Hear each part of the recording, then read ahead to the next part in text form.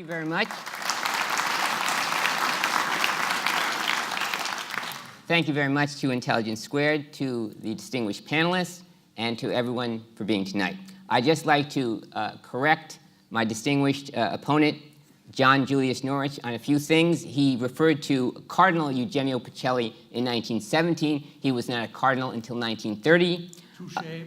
Yes. That's the least of your errors, I should say. He referred to the supposedly anti-Semitic letter. If you knew anything about the letter, if you read Professor Rishlak's book, he would know that that's complete mistranslation. He's giving the John Cornwell translation. It's been completely discredited. He never said, for example, Jews like all the rest of them. It was a mistranslation from German into English. So that's his second major error. And then he referred to a very serious error. He referred to Eugenio Pacelli, Pope Pius XII, not wanting any black or colored troops. He never mentioned that. He never mentioned those words. It was the British ambassador. And just recently, let me say, I discovered the testimony of one Roy Ottley, who was the first African-American correspondent who was granted a special audience with Pope Pius XII.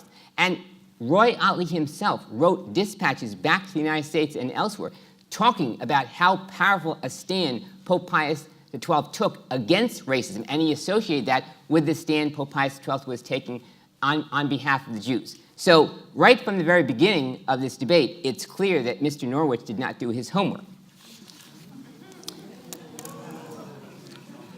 We asked the question, who is Eugenio Pacelli? Who is the man that eventually became Pope Pius XII?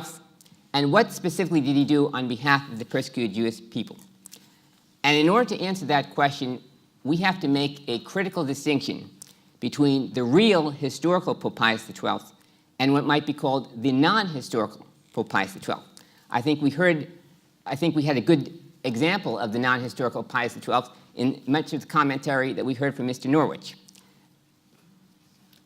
The reality is that the allegations that he made against Pope Pius XII, that he was silent, that he was indifferent, that he was hostile to the state of Israel, these are completely untrue.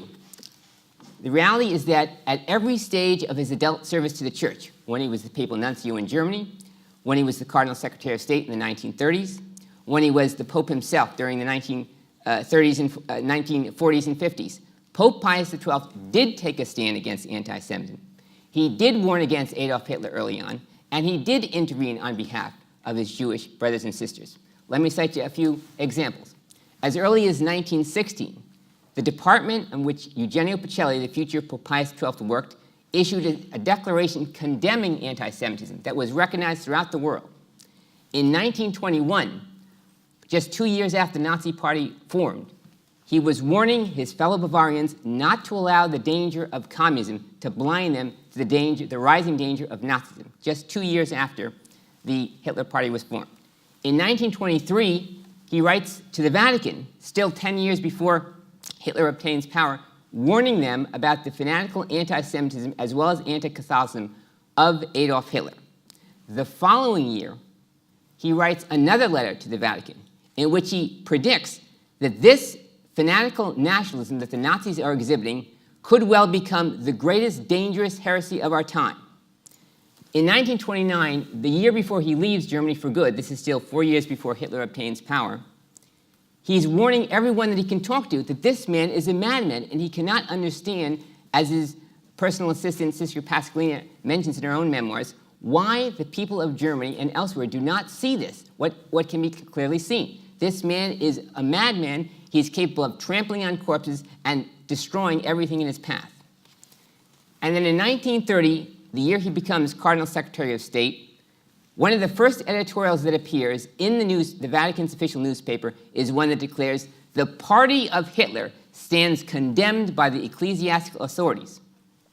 And in the text of the body of that editorial, it says, "National Socialism, Nazism, is irreconcilable with the Catholic conscience."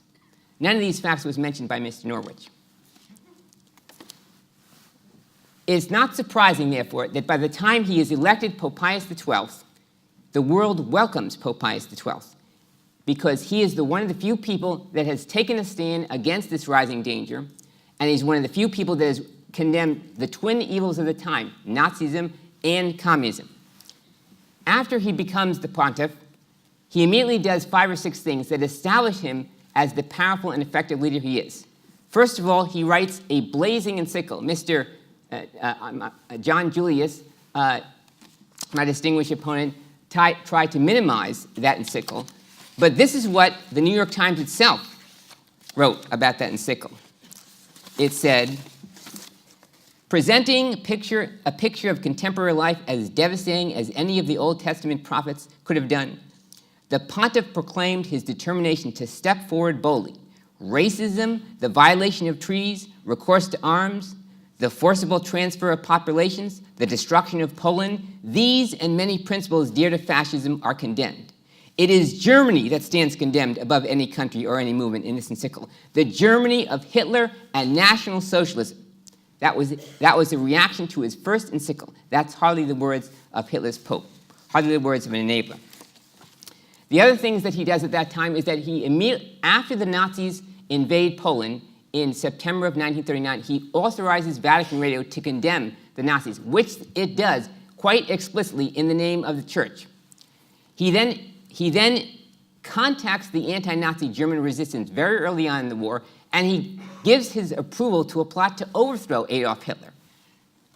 In addition to this, he instructs all his papal nuncios in all the Nazi-occupied countries to take a stand in favor of the persecuted Jewish community and against the racial persecutions, which they do. Several of those, for example, Angelo Rata from Hungary, Andrea Casulo from Romania, have already been recognized and declared righteous by Yad Vashem, the most distinguished Holocaust museum in Israel. But it's not just that he instructed others to take up the cause of the persecuted Jewry during their darkest hour. He himself took personal actions. One of his finest hours, which Mr. Norwich unfortunately tried to downgrade, was during the German occupation of Rome. The reality is that the Germans themselves tried to exterminate, and they targeted the entire Jewish community at that time, thought to be upwards of 10,000 Jews. Because of his quick and decisive action, because he sent not 1, not 2, but 3 protests, and because he instructed all the Catholic religious and laity to open their institutions and do whatever they could to save the persecuted, over 85% of Rome's Jews were saved. It is not true that they were saved because other people did so. They were saved because Pope Pius XII issued his protest, and he did take a stand. And incidentally, it is also not true, because I've spoken to many of the Catholic rescuers, that he was silent. Vatican Radio was declaring what was going on at the time, and the Catholic rescuers themselves have said, Pope Pius XII was our leader. We heard his messages during those years, and because of that, we rescued the Jews. So he has things completely wrong. Now, it's often debated among historians how many Jews did Pope Pius XII and the entire Catholic Church save. Just recently, a very distinguished historian from Germany, Dr. Thomas Breckenmacher, said he thought that it was at least 100,000. That's on the conservative side of the scale. I've actually interviewed Sir Martin Gilbert, and when I asked him directly how many he thought that the entire Catholic Church, under the leadership of Pope Pius XII, saved, he said it was in the hundreds of thousands. Michael Burleigh, another great distinguished historian, also believes it's in the hundreds of thousands. So I want to stress here, we are not talking about a low scale or small intervention here and there. We are talking about a grand global humanitarian effort that saved more than any other individual or institution at that time. Under no circumstances, therefore, could this resolution, which says that he did, quote, too little, be taken seriously. In conclusion, I'd just like to mention one story that many of you have probably not heard about, but I think which symbolizes the true worth and compassion of Eugenio Pacelli, Pope Pius XII. In 1917, the first time he got to, as a young papal nuncio, got to Germany, there was a Jewish musician by the name of Osip Gabrilowitsch. Osip Gabrilowitsch was arrested on false charges because an anti-Semitic pogrom was accusing him of being a spy. His wife was desperate. His whole family was desperate. They didn't know what to do. They didn't know who to turn to. They went to the politicians. They went to the police. No one would help them. Finally, they went to their own friend, Bruno Walter, another Jewish conductor. Bruno Walter was told in desperation, the only chance you have left is to go to see a church official. Perhaps he could help. And Bruno Walter, to his great credit, went to see the very young, very new Eugenio Pacelli, the papal nuncio, And in his memoirs, Theme and Variations, Bruno Walter says, we spoke to the very kind and generous papal nuncio, and he said, the very next day, Osip Gabrilowitsch, who had faced execution, was a free man. And it is of striking significance, ladies and gentlemen, when we talk about who Eugenio Pacelli, the real Pope Pius XII, was, that his very first decisive act as a papal nuncio, as a career church diplomat, was to save the life of a Jewish musician from an anti-Semitic mob. That's the real Pope Pius XII. That's why, when he became Pope 20 years later, he was such a good and compassionate leader. And I hope tonight we all open our eyes and we see that. Thank you all very much.